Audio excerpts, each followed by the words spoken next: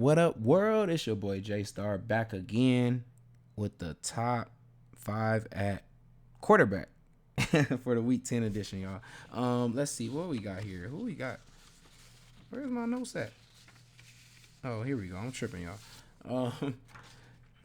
So at number five this week, who makes it in this cut, man? Oh, it looks like it is. Where you at? Where you at? Where you at? I know I didn't pass him. Oh yeah, I did pass him. Okay, I forgot he moved up a little bit. So Trevor Lawrence, man, at number five, man, throwing a good amount here. Had a good amount of completions too this last game. Just didn't get. He just I don't know what's going on with the red zone with the touchdowns going on here. I mean, I know they are running in the ball, but we know the Raiders. I mean, not the Raiders. My bad. Kansas City. You gotta shoot out with them, man. And so I expect him to have to throw the ball like back to get to like a 43 attempts, man, in this game. I really do. Being on the road, I feel like they could be down. Gonna have to probably, lean on the pass a little bit more.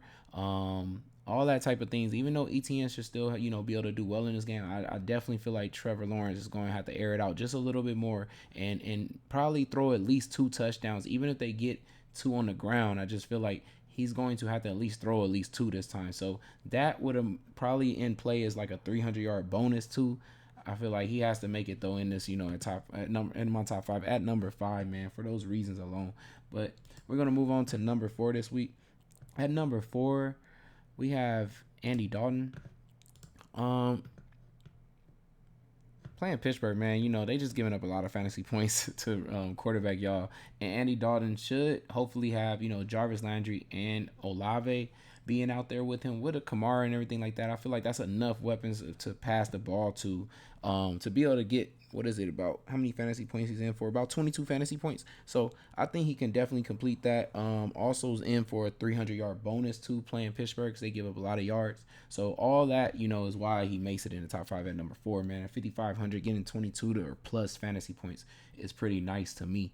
And then we got at number three, which this gets really crazy after this. We got Russell Wilson, man. Oh God, I don't even know what else to say, man. Just we got Russell Wilson. That's it, man. He made it in there just because of the fact that 300-yard bonus is in play and about two touchdowns also is in play here for him. So we just don't know what we really gonna get, man. So but I'm gonna keep it moving there. Okay, so I'm not gonna put. He's gonna just miss the cut just because we know for sure we can't even say him. But Brissett is in play, man. What I would say to be like number two here. He at least did show that he can get to 20 something fantasy points.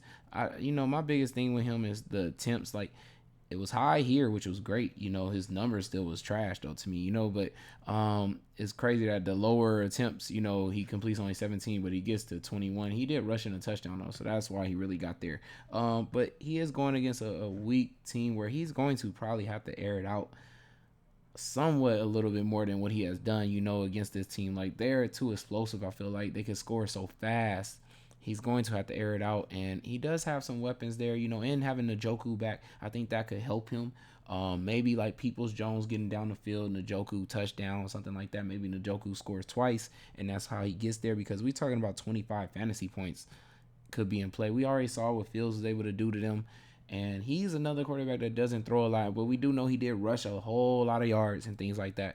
But he still was able to have one of his best touchdown throwing games. I believe he threw three touchdowns. So yeah, like even with the short amount of attempts, so we know what's in play here, man. Playing Miami, and that's why Brissett still makes it, even at number two and everything. But at number one, man, I'm gonna have to say it's gonna be Josh Allen, man. The yards that's in play here, he's definitely in to be able to get what I want to say, like a 300-yard bonus. In play to get about two touchdowns here.